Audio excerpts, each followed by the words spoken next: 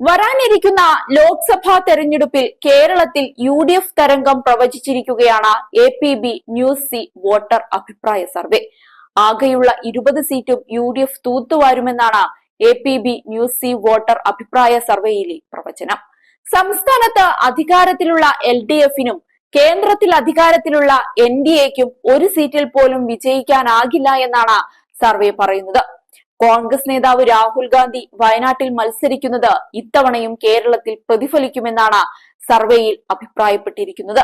2019 ആകെയുള്ള 20-ൽ 19 സീറ്റും UDF ആയിരുന്നു നേടിയത്.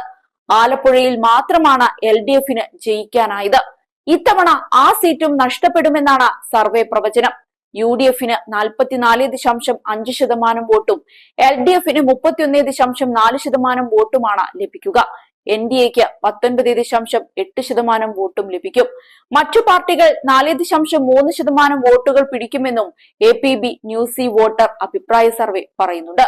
UDFിൽ നിന്ന് കോൺഗ്രസ്, മുസ്ലിം ലീഗ്, കേരള കോൺഗ്രസ് ജോസഫ്, RSP കക്ഷികളാണ് ലോക്സഭയിലേക്ക് മത്സരിക്കുന്നത്.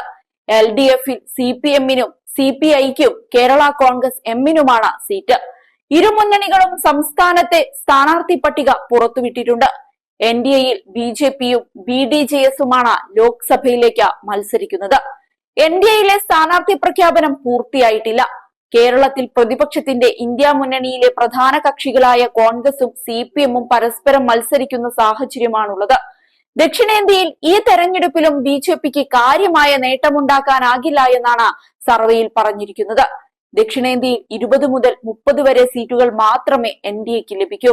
അതേസമയം ഇവിടെ ഇന്ത്യ മുന്നണിക്ക് 70 മുതൽ 80 വരെ സീറ്റുകളിൽ വിജയിക്കും.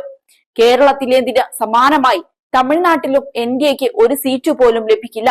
ആകെയുള്ള 540 സീറ്റുകളിൽ BJPക്ക് 295 മുതൽ 335 സീറ്റ് വരെയും ഇന്ത്യ മുന്നണിക്ക് 165 മുതൽ 205 സീറ്റ് വരെയുമാണ് പ്രവചിക്കുന്നത്.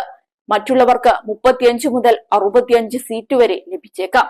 ഇത്തവണ സമ്മതിദാനാവകാശമുള്ള വോട്ടർമാരിൽ നിന്ന് ഫെബ്രുവരി 1 മുതൽ മാർച്ച് 10 വരെയാണ് ABPC വോട്ടർ സർവേ ടീം അഭിപ്രായം തേടിയത്.